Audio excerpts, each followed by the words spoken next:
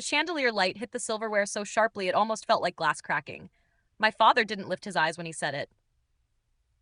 The money is gone, Victoria. My mother's smile tightened. Practiced. Almost pleased. We've transferred everything to Marcus's family. You should have been more supportive of our new home. The conversation around the table faded, replaced by a low hum that reached my teeth. Plates stilled, chairs paused. No one looked in my direction.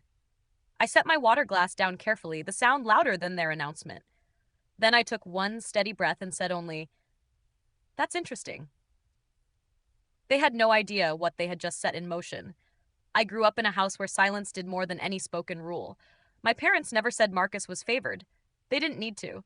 It was evident in the way my mother's hand lightly rested on his shoulder during gatherings, guiding him forward, while mine stayed at my side. It showed in our birthdays, his with catered food and a magician, mine with a store-bought cake and a crooked candle. No one noticed. I learned early to stay useful. When a payment notice arrived by mistake, I sorted it away without asking whose it was. When Marcus failed to finish a school project, I stayed up fixing it while he slept. He earned the A. I received a polite nod at dinner. That was balance to them. There was one place where things shifted differently, my grandmother Margaret's room. It always smelled of lavender and old paper, the kind that whispered when she folded it. The warm glow of her bedside lamp touched everything. Her glasses, her notebooks, the small wooden box she kept beside her. When she motioned me inside, it felt like stepping out of the Hale household and into a space where I was actually seen. One evening, near the end, she asked me to sit. Her voice was thin but still sharp. "Victoria, listen carefully." She opened the wooden box slowly, as though the hinges held a hidden truth. Inside was a silver key, heavy and cool, carved with a pattern unfamiliar to me. She placed it in my palm and closed my fingers around it, her hand trembling. "One day they'll try to take everything," she said. "But I've prepared for that. This key is part of the plan. You'll know when it's time." I didn't understand back then. I told her she was worrying too much, that the family wasn't like that. She looked at me with an expression I was too young to interpret, a mix of love, sadness, and certainty, the kind found in someone who has lived long enough to stop pretending. After she passed, the house changed. My father remarried. The rooms felt colder, brighter, arranged more for display than for living. Marcus received a new audience in Claudia, who often told others how promising he was. I faded into the background, the reliable daughter, assumed to be fine on her own, supportive, quiet, predictable. They built a new family picture. I wasn't included, but I stayed polite. I stayed helpful. I remained exactly what they expected so they wouldn't see what I was learning simply from watching them. Their habits, their excuses, the way they revealed what they wanted without realizing it. That was when I understood my place wasn't at the table but just outside it, where everything became clear. The dining room felt colder each time I recalled it. Glass surfaces, white linens, everything set too perfectly, as if warmth had been removed on purpose. My parents sat at the center of the long table, Marcus and Claudia opposite them. They looked like a stage portrait, each wearing a smile that didn't need real emotion to hold its shape. My father set his fork down with a soft metallic tap. He didn't look at me as he spoke. "The money is gone, Victoria."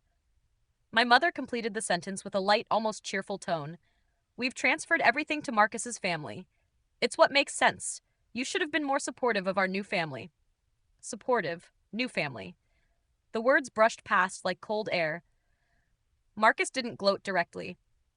His posture did it, elbow resting on the chair, chin slightly lifted, as though he were already accepting a role he never earned. Claudia straightened the napkin's corner, smoothing it with unnecessary care. A gesture meant to soften the moment, but only making it sharper. No one asked for my opinion. No one questioned whether it was theirs to take. They spoke of my grandmother as though her intentions were inconvenient, as if her work could be filed away under adjustments. I kept my hands in my lap, fingers curled to hide the tremor. My phone buzzed under the napkin. An email, an alert, a warning. But I didn't check it. I watched instead, the synchronization of people who believed everything was finalized. My father finally glanced up, only long enough to confirm I wouldn't cause a scene. My mother's smile softened, pleased with the phrasing she chose. We just need you to understand, she said. Marcus has responsibilities now. A child, a future to protect. As if I had none. I lifted my glass, the water shifting gently. When I set it down, the sound was sharper than I intended. Their expressions tightened, subtle, but enough to reveal doubt. That's interesting, I said. 3 calm, even words. My mother blinked. My father swallowed. Marcus straightened. They assumed it was acceptance. They didn't realize it was the moment everything elsewhere began. Fractures finally reached the surface. Claudia's charity luncheon, an event she had mentioned for months, collapsed midway through the meal when every card she carried was declined. A friend caught the moment her controlled smile slipped, then disappeared entirely. The clip spread through a private circle of socialites within minutes. Nia called shortly after, whispering through the confusion inside Hale Industries. Auditors everywhere, frozen accounts. No one knows what's happening. Your father looks lost. Lost. The word didn't bring satisfaction, only clarity. That evening, I sat at my kitchen table arranging documents into careful stacks. The silver key rested beside them, connecting everything from my grandmother's hands to mine. I wasn't planning revenge. I wasn't staging a takeover. I was carrying out a process already set in motion long before they realized they had stepped into it. Once I completed the final signatures, I closed the folder, placed it in my bag, and turned off the kitchen light. The apartment settled into a quiet that wasn't empty. It was deliberate. For the first time in years, the silence belonged to me. Tomorrow, they would understand what that meant. Before continuing, if this steady, controlled style of storytelling keeps you engaged, you can support it quietly. Tap subscribe, hit like, and stay close. The next part changes everything.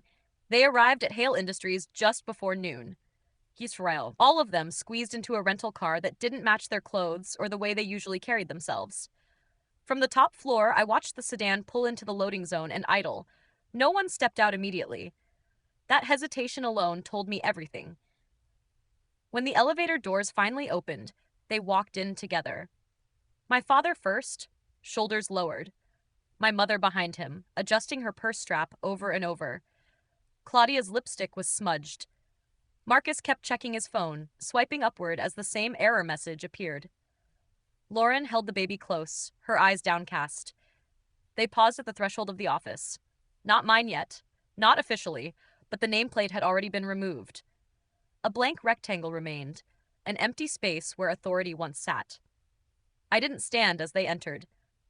Please, I said, motioning toward the row of chairs opposite my desk. They followed the gesture without question, stiff and cautious. Mr. Keller sat at a small side table, silent, hands folded, a witness, nothing more. My father cleared his throat. Victoria, there must be some misunderstanding. The accounts, my company. I slid the first document toward him. Let's begin.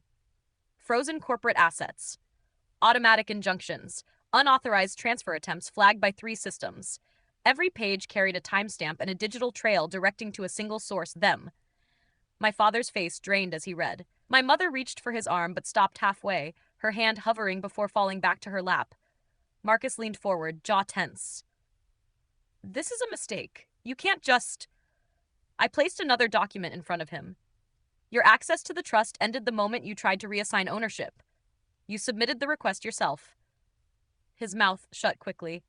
Claudia's voice was thin. We were told, your father said, the inheritance. It wasn't yours to handle, I said. Grandmother designed everything to activate the moment someone attempted what you did. I turned the final page toward them. Whitford Holdings, the silent majority shareholder of Hale Industries. My grandmother's signature at the bottom. A clause transferring full authority to me after any fraudulent action. The room went still in a way silence usually can't explain. Something fundamental had collapsed. Something they assumed would always hold. My father finally looked up. Victoria, please. We made a mistake. Mistake. A simple word. A word meant to erase consequences with a breath. I kept my tone steady. You tried to take what wasn't yours. You ignored her will, assuming I wouldn't notice. My mother whispered. We thought you'd understand. Marcus has a family he needs. I didn't let her finish. There are 2 options. Mr. Keller slid the prepared forms across the table, the soft scrape of paper louder than any accusation. Option 1, I said. I move forward with full charges. Fraud, misappropriation, attempted illegal transfer. You lose everything, and yes, there will be legal consequences. Claudia inhaled sharply, covering her mouth. Option 2, I continued. You sign these statements, full admission. No claims to the estate, now or ever. My father resigns from Hale Industries immediately, and you all sign a non-disclosure agreement. No one argued. Their influence had dissolved hours earlier. Marcus reached for the pen first, not with bravery, but with the urgency of someone who finally understood the depth of the situation. He signed firmly, the ink pressing into the page. Claudia followed, eyes wet, her signature small and shaking. Lauren held the baby closer and turned away. My mother signed last. She looked at me for a long time, searching for the version of me who once fixed their problems. That version was gone. She signed. My father didn't look at his own signature when he added it. He simply placed the pen down carefully, as if sudden movement might break something fragile between us. There was nothing fragile left. When Mr. Keller gathered the forms, the meeting ended in a way that felt final. They stood slowly, a quiet line of people stripped of the certainty they once wore like armor. At the doorway, my father paused. "How long?" he asked quietly. "How long has this been in motion?" I met his eyes. "Since the day you assumed I had no place in this family." He nodded, small, resigned, and walked away with the others. The room belonged to me now. After they left, the office felt still, as if their absence had let the air settle properly again. The city stretched beyond the glass walls, windows catching late afternoon light, each one gleaming like a reminder that life continued, untouched by what had happened here. I remained seated, letting the silence settle, not the silence they once used to keep me small. A different kind, one that followed my lead. The silver key rested on the desk beside the signed documents. Its weight unchanged, its meaning entirely different. I picked it up, feeling the cool metal press into my palm. It no longer felt like a warning. It felt like a transition. My grandmother's photograph stood at the corner of the desk, angled slightly toward me. Her smile wasn't triumphant, it was knowing, as if she had expected this exact moment long before any of us reached it. I opened the proposal folder for the Margaret Whitford Foundation, the project that had waited untouched through every upheaval. The pages detailed support for women rebuilding after financial or family betrayal, grants, legal guidance, safe transitions, a plan for something more stable than anger, more useful than revenge. I read each section carefully, the way people read names carved in stone, with purpose and recognition. When I finished, I closed the folder and smoothed my hand across the cover. Outside, city lights began to rise. Nothing dramatic, just the world shifting into evening. I stood, locked the office, and looked once more at the room that had held decades of someone else's control. Now it held mine. I used to think silence was the place they put me to keep me small. Now I understand it's the place I chose to grow. The fortune they tried to take was never the one that mattered. What I kept was what they never understood. The calm that follows truth, the boundary that needs no approval, the quiet that answers only to me. When I walked out of the building, I didn't carry the company or the legacy. I carried myself. If you want more stories told in this steady, cold voice, subscribe and stay close. Christmas Eve should have felt warm, familiar, safe. But the moment my parents stepped through the door, the air shifted. My mom's eyes scanned the room like she was conducting an inspection, not visiting her grandchildren. My dad followed behind her, silent as always, hands shoved in his pockets like he'd rather be anywhere else. My daughter ran up first, holding the little gift she'd spent 3 days making. She'd wrapped it with tape that crinkled at every edge. She stood there, smiling, hopeful, waiting. My mom didn't even say hello. She peeled the wrapping paper back, glanced at the handmade ornament inside, and said flatly, "I don't accept presents from kids who aren't part of this family." The room froze. My daughter blinked. Once, twice, but she didn't cry. She just stepped back like she'd been pushed without being touched. Something snapped inside me. But before I could say a word, before I could even stand up, my son pushed his chair back and stood, trembling, furious. He pointed directly at my parents, voice shaking but loud enough to cut the air. "Then maybe you shouldn't be part of this family either." My mom's face went white. My dad finally looked up. And for the first time in years, neither of them had anything to say. My son's words hit the room like a cold wind. My mom's mouth opened, but nothing came out. My dad stepped forward as if to scold him, but my son didn't flinch. He stood between his sister and my parents like a shield, small, but unshakable. "Don't talk to your grandparents like that," my dad finally managed. My son didn't back down. "Then don't talk to my sister like that." Silence. My daughter slid behind me, clutching my sweater with trembling fingers. I could feel her breathing fast, trying not to cry. I knelt down and wrapped an arm around her.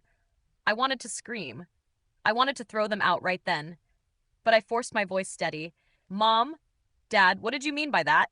I asked. My mom lifted her chin, suddenly defensive. "You know exactly what I meant," she snapped.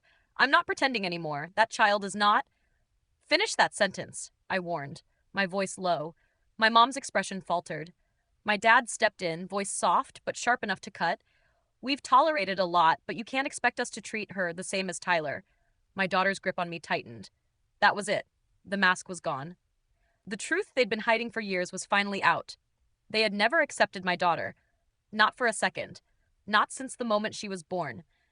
And now, on Christmas Eve, they had finally said it out loud. I stood up slowly, too calmly for how badly my hands were shaking. "You've tolerated her?" I repeated. "Tolerated? Like she's some burden you had to endure?" My mom crossed her arms. "She's not like Tyler. You know that. We've always said." "No," I cut in. "You've always implied. You never had the courage to say it out loud. Until now." My daughter pressed her face into my side, trying to disappear. Tyler moved closer to her, placing his hand on her shoulder. My dad sighed, like he was exhausted by us. "You can't force us to feel something we don't," he muttered. "She's different." I felt the kind of anger that makes your vision go white. "Different how?" My mom hesitated. For a second, I thought she might backtrack, but instead, she doubled down. "She's not biologically ours. She's adopted. She's not really part of this family tree. We can care about her, but it's not the same." Tyler gasped, loud. My daughter's knees buckled. I caught her before she hit the floor, and my voice, shaking, came out colder than I'd ever heard it. "You just told an 8-year-old child she's not family." My mom didn't even look guilty. She just shrugged. "It's the truth. She should know it." My son stepped in front of them again, hands balled into fists. "You don't deserve her," he said quietly. "Or us." My mom's face hardened. My dad's jaw clenched. They didn't apologize. They didn't reconsider. They didn't even look at my daughter. And in that moment, something inside me broke. But something else finally clicked into place. We were done pretending. I didn't yell. I didn't scream.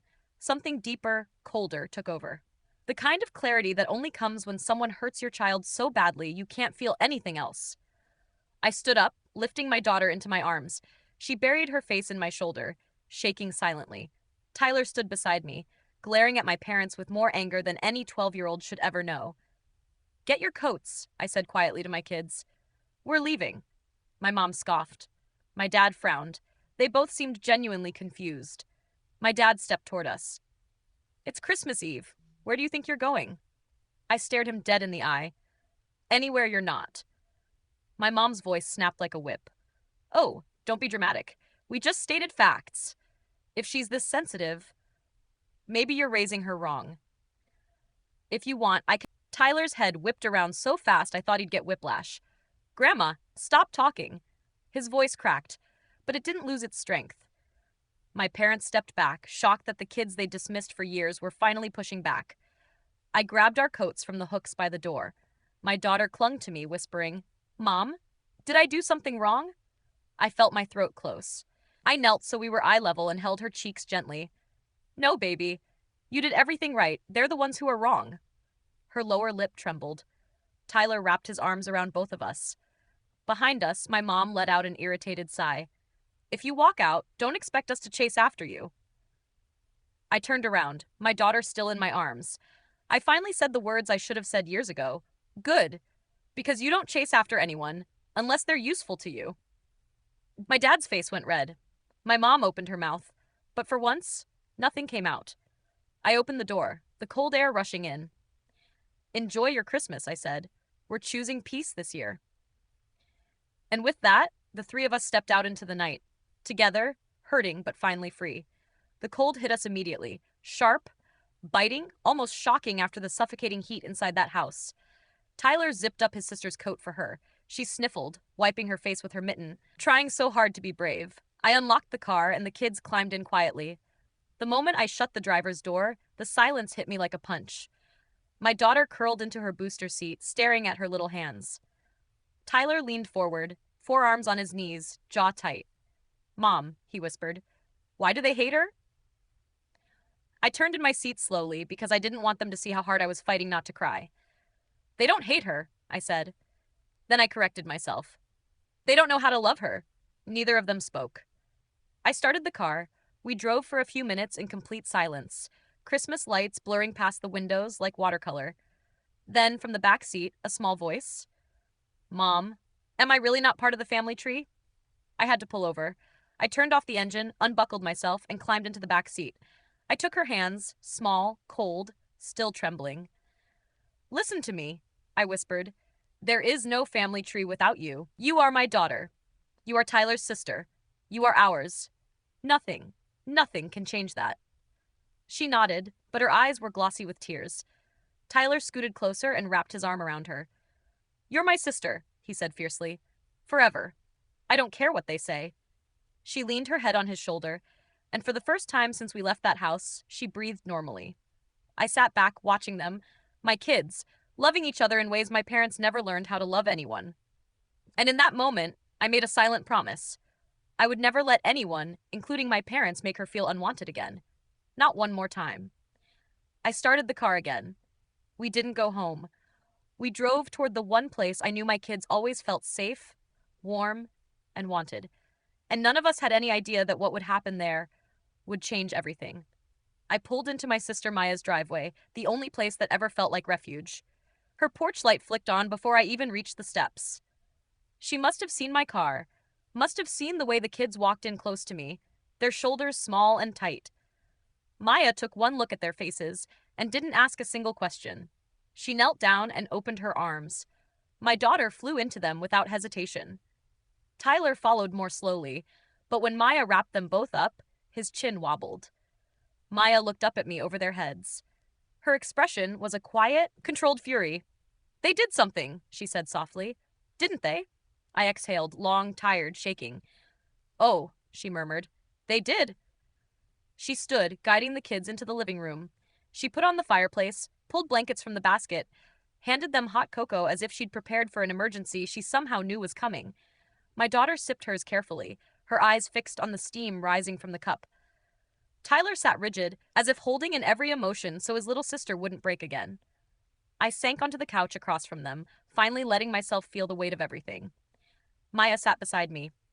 "Tell me," she said. "Not a request. A vow." I told her everything.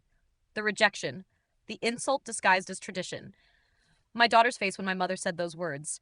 Maya's hand curled into a fist. "They're done," she said quietly. "That's it. They don't get another chance." I swallowed hard. "I don't want to cut them off," I said. I want them to stop hurting her." Maya turned to me, her eyes sharp. "They won't stop, because they don't think they're hurting her. They think they're teaching her her place." The room fell still. And then, before I could respond, Tyler spoke. "I'm done with them too." My head snapped toward him. "Ty, no." His voice didn't crack this time. It was steady, solid. "I don't want to go back. I don't want her to ever feel like that again. If they can't treat us like family, then they aren't ours." My daughter looked up from her blanket. "Does that mean we get a new family tree?" she whispered. Maya leaned forward, eyes softening. "Yes, sweetheart," she said. "You get to make your own tree. And guess what? I'm on it. And so is Tyler. And your mom.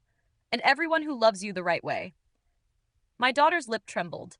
But this time it wasn't from hurt. It was from relief. Maya smiled at her gently. "You don't grow a family by blood," she said. "You grow it by love." And for the first time that night, my daughter finally smiled. Not big, not bright, but real. And that was enough. What none of us knew, not then, was that my parents were about to make the next move. And it would be worse than anything they'd done before. The next morning, I didn't wake to the sound of guilt or regret from my parents. I woke to silence. Absolute, unbroken silence. The kind that comes when someone realizes the rules of the game have changed. My phone buzzed once. It was a simple notification, an alert from the Hale Industries system. I hadn't touched anything since yesterday evening, yet the software flagged every attempted access, every attempt to override the permissions. They had tried again overnight. I smiled. Not because I was gloating, but because the system worked exactly as my grandmother intended. I gathered the kids, and we went about our day quietly. No lectures, no arguments, no reminders of what we had lost. We built forts in the living room, played board games, sipped cocoa, and laughed in ways my parents never allowed us to. By afternoon, I checked again. Every attempt my parents or Marcus had made to reclaim authority or manipulate the accounts had failed. Not a single transaction went through. Not a single request was ignored. Everything routed straight to me, locked and documented, leaving a trail impossible to dispute. I thought of the silver key in my desk drawer, the one my grandmother had placed in my hand years ago. Cold, heavy, and ornate, the key that now symbolized more than access or wealth. It was foresight, protection, control. And in that moment, I realized something else. This wasn't about revenge. It was about security, about teaching a lesson they'd never understand until it was too late. That power without responsibility, without respect, was meaningless. Tyler and my daughter played nearby, oblivious to the world I had quietly rebuilt for them. I watched them and made another promise. No one, not my parents, not Marcus, not anyone, would ever have the ability to make them feel less than family. And when evening came, I locked the front door, looked at the kids, and whispered, "This is our house, our rules, our family." Outside, the world went on as usual. But inside, we had already won. And the silence that followed wasn't empty. It belonged entirely to us.